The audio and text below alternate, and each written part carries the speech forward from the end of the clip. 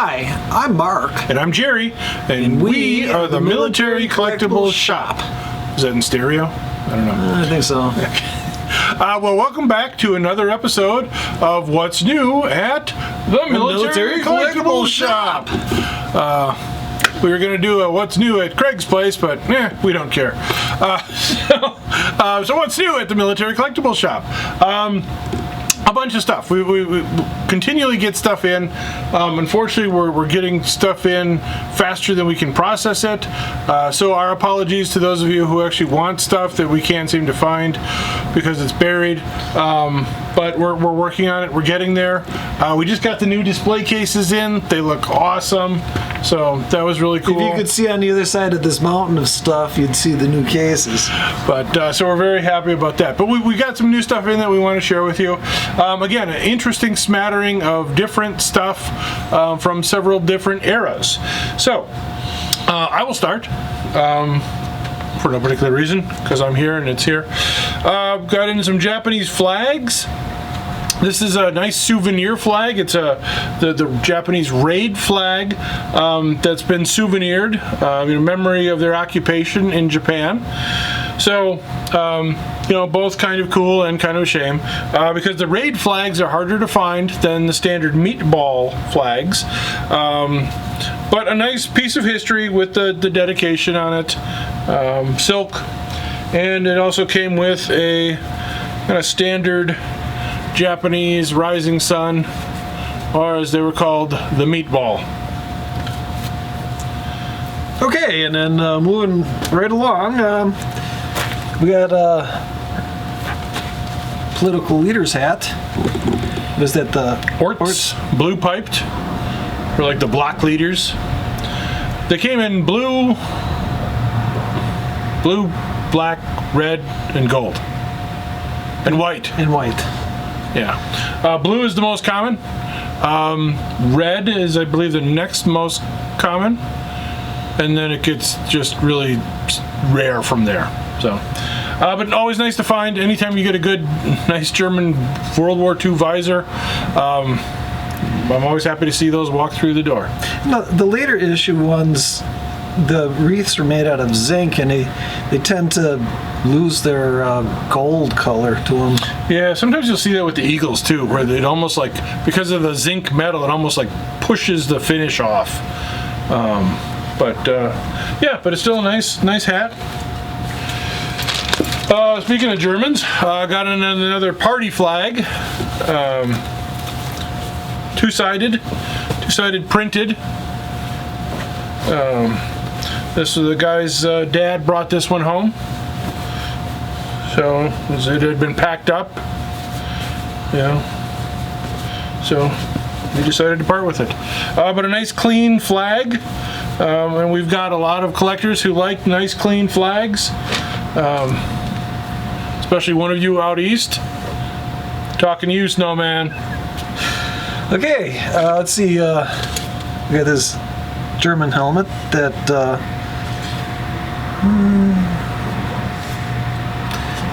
finish is kind of like seen better days. No decal. Mark's not in marketing. Yeah, I guess not. Oh, this is an outstanding one. It's outstanding example. There's no holes rusted through it. The paint that remains is impeccable. Whatever paint there is, we'll just cover that up so the rest of it doesn't flake off. It's still a real German helmet with a real liner. Always nice to see. Going to the American side, I got a nice American helmet. This is a front seam swivel bale, so the bales can move. World War II, nice cork finish on this one.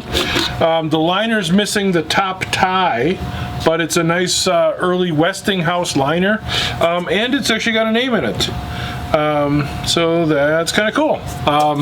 Unfortunately, my I was going to say gynecologist. That'd be wrong. Geologist? No, that's the other thing my mind is going to. The people who look up other people. Genealogist? Genealogist. It's not about the study of Barbara Eden. I'm talking to you, Rick. Our genealogist, he does a great job looking up all the name stuff that we get, and so we are hopefully we'll be able to put some history to this piece and find out what it did and where it went. Okay, let's see. We got another helmet. This one's a Luftwaffe helmet. There's a little bit left of the eagle on there. It's an M42 helmet. The bread bag strap is kind of like an odd bluish color. I think it might be police, but you know, it's got nice original liner and. Yeah, it's always hard to say whenever you find the straps tied on a helmet like that. I mean, the Germans did do it. There's a lot of photographic evidence of it where they were using it to put foliage in for camouflage purposes, and even just to break up the silhouette of the helmet. They'd actually wear it with nothing in it, but just the strap around it.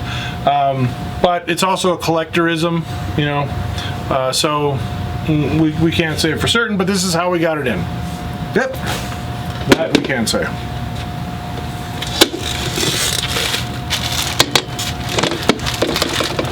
I got a little bag of German cloth insignia, some unissued later war Army Eagles,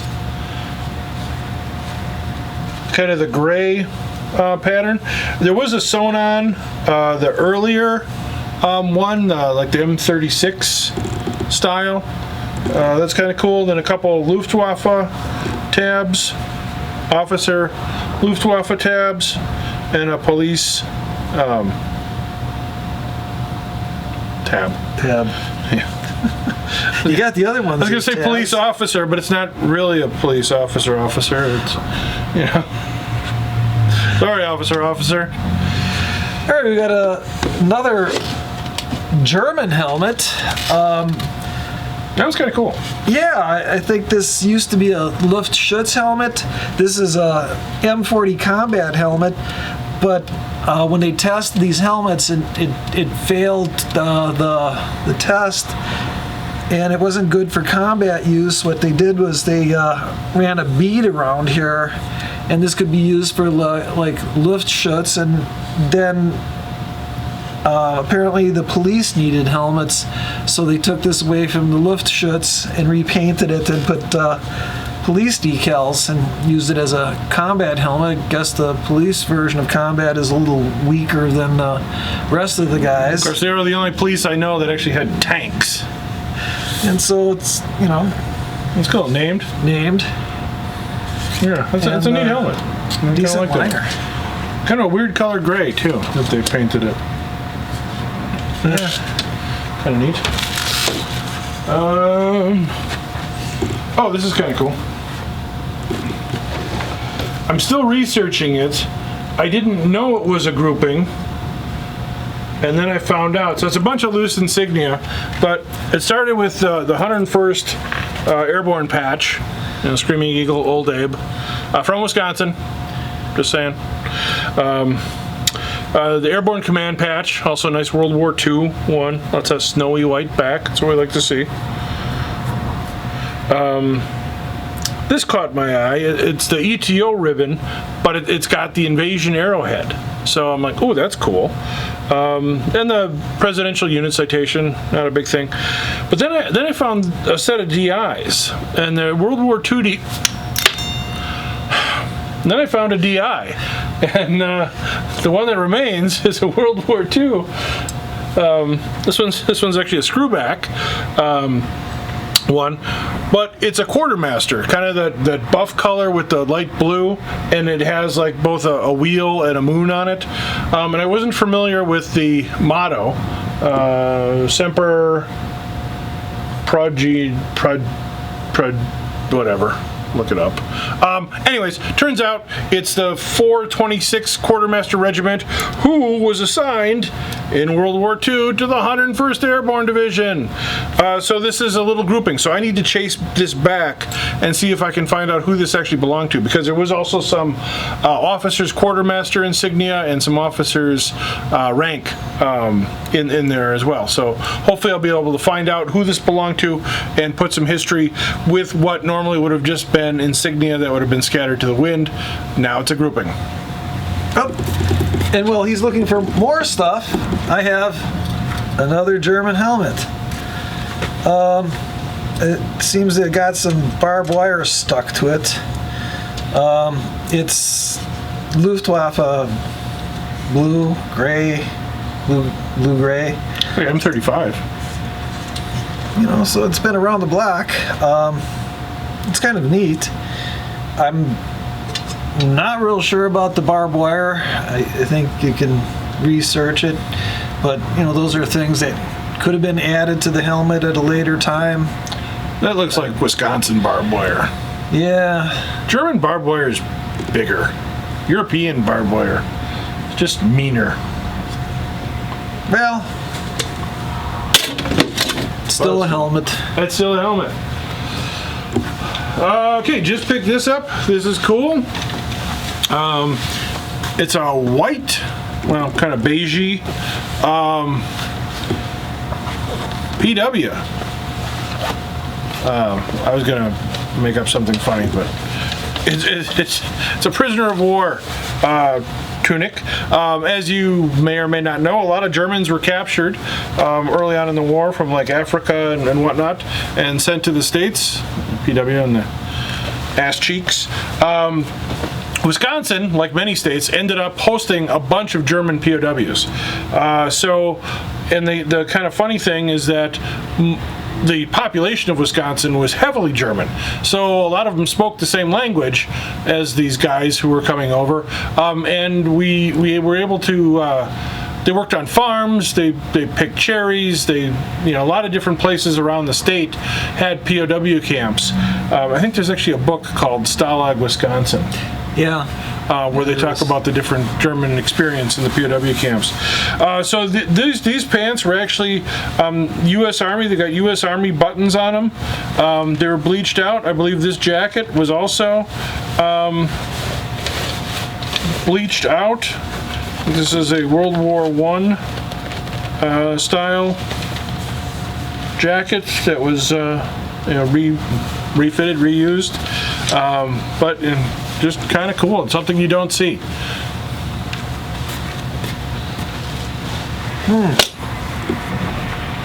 I'll show you the picture. Oh yeah, we got this. That's cool. Cool picture. I can't see it there. Oh, but it's so heavy. I can't see it because it's not clear. You look better already. Yeah.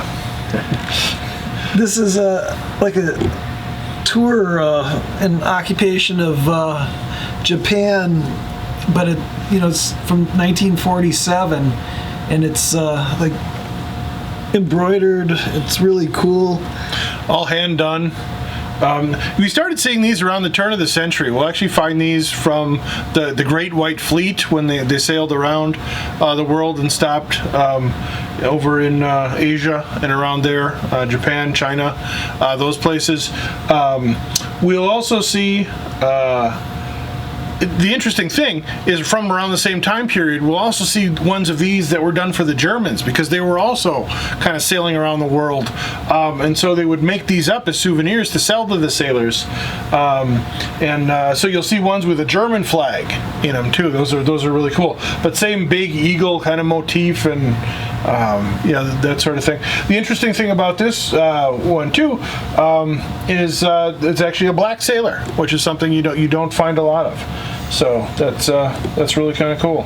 And it's a bigger size piece. We also did get, at the same time,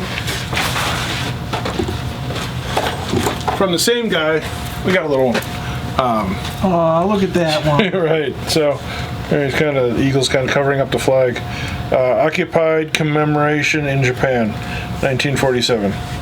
So neat pieces. Very beautiful, hand done, kind of like a folk art thing, actually.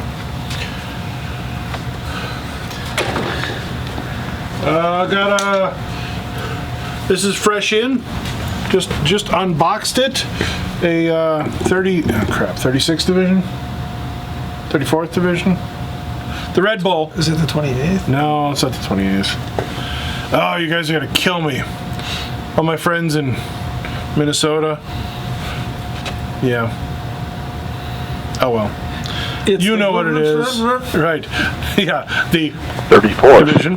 But a nice, it's named 4-pocket tunic. It's actually a theater-made patch on this. And nice screw back. Unit crests for the unit. Combat infantryman's badge. Just a nice 4-pocket. Some of his other stuff.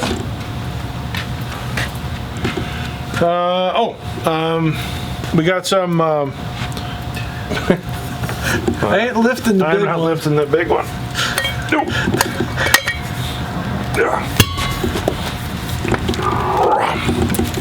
We got some artillery shells. Couple 105s. This is an illumination round. And we got a high explosive. Is it really heavy? We got a high explosive round. And we got a 155 Hey, sure, that's shell. more like, looks like more like a 6-inch. What? Pick it up. It's like like the size big. of your head, Jerry. It's not that big. Oh man. Here, I don't want to crush the DI. Oh Lord. I think I just carried You just carried it in. Man. Okay, we're just gonna leave that there.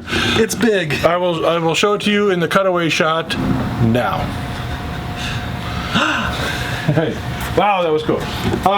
Also some smaller Recoilless rifle. and a 6-pounder. And this, I can't read the date on it, so not sure.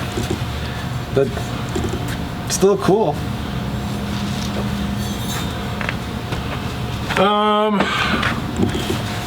We got some 32nd Infantry Division stuff, Red Arrow. And name grouping, we're trying to chase that down. We got some Air Force blue flight pants. Ooh. Air Force guys like these. These are from the early 50s. These are pretty early. You don't seem to be insulated enough for.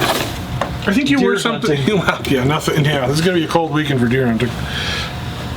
Mark's going to kill Bambi this weekend, or at least Bambi's mother. Civil War reproduction vest and puffy shirt. Not big enough for us for Talk Like a Pirate Day, but still, we do sell a lot of stuff to reenactors. So we have a decent amount of reproduction items that we carry when we can find them. A lot of times reenactors change gears, change what they're doing, go from Civil War to World War II or World War II to Civil War or whatever. And we're there to buy their stuff.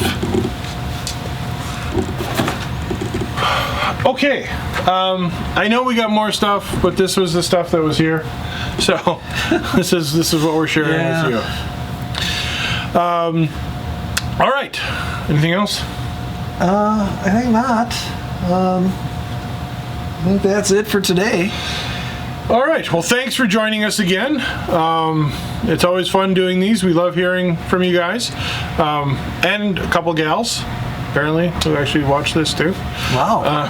They must have misclicked on a video or something. Yeah. It came on after a cat video or something. But we love having you here. We're happy to have you along for the ride. It's always fun. We never know what's going to walk through the door. We end up with a smattering of everything. We're trying to get it out and onto the website for you to buy it.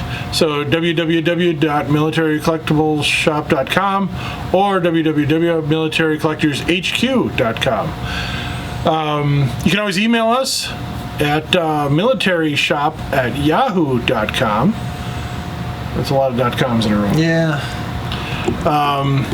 Yeah, and So can you run that by us again? you can always try to call, but chances are that the snowman's going to be on the phone talking to us anyways. Hey, did you guys get any new flags in? No. So, all right. Well, thank you for joining us. Until we see you next time, I'm Jerry. And I'm Mark. And we are the Military Collectibles Shop.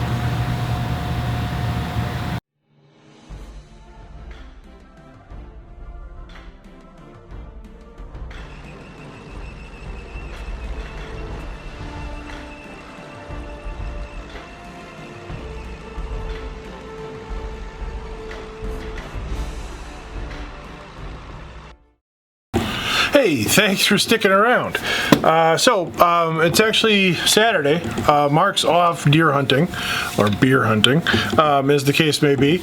But I just want to go over some additional stuff that we had forgotten to share with you before it gets processed and I forget all about it. Got in a set of early binoculars. Yeah, the binoculars are kind of tricky because a lot of the early ones are foreign made, like these were made in Paris. So it's hard to identify actually military use ones from other ones. So you always want to look on the inside. Like these are actually engraved on the slides inside. These ones are marked U.S. signal, day and night. So that was kind of cool. Picked up a German Hanseatic medal. There were 3 of the Hanseatic city-states that issued these very similar enameled medals. I always thought these were really pretty medals. Hanover.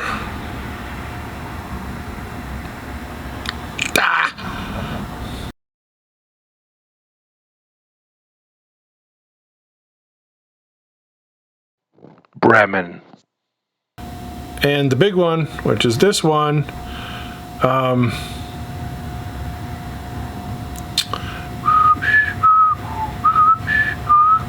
can hear you guys screaming at the computer right now.